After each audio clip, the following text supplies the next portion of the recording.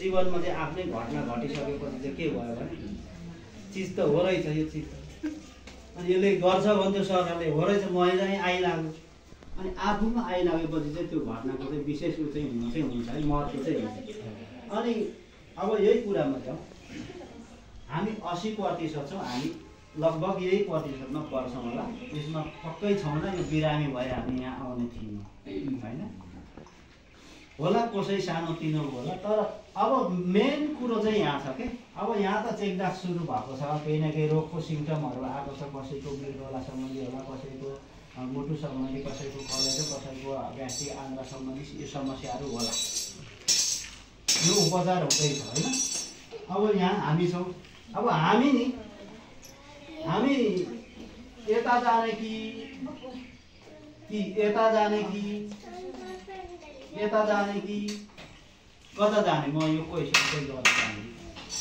जस्तै यो बिरामी 15% जाने कि योबाट यता आउने हो कि योबाट यता आउने? सर त्यो 5% क्रिटिकल अवस्था भनेको चाहिँ के हो? यो चाहिँ आइसियूमा भएको, जस्तै हामी एकदम साह्रो बिरामी छ नि त, आइसियूको स्थितिमा छौँ नि। अब त्यो भनेको वार्की पार जिन्दगी आज छ कि भोलि छ दिन मात्रै गर्नु छ होइन, केही हामीले चाहिँ अब हाम्रो धेरै घटनाहरू छ होइन, सन्तोषको लागि हो नि राख्नु न त भनेर चाहिँ डक्टरले चाहिँ यो चाहिँ आइसियूमा राख्नुहुन्छ। कसै कसै धेरै जसो चाहिँ यता होइन उतै जानुहुन्छ यो आइसियू। त्यो 5% मात्रै बाँच्ने हो, यो संसारमा चाहिँ 5% चाहिँ यो चाहिँ आइएसओको रिपोर्ट अनुसार चाहिँ छ, संसारमा 5% चाहिँ के छ, 5% चाहिँ क्रिटिकल अवस्थामा छ भन्नु छ होइन। अनि 15% हामी बिरामीमा छौँ, त्यो चाहिँ चेकजाँच हुँदैछ, डक्टरहरूले चाहिँ हामीलाई प्रिस्क्रिप्सन दिएको छ, औषधि खाँदैछौँ।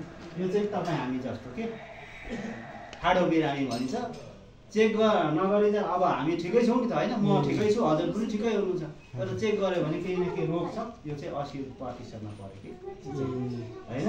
भनेपछि हामी 80%मै छौँ होला होइन, कि यसमा त छैनौँ नि? 80% नै हो। भनेपछि अब यो 80%मा परिसक्यो नि होइन।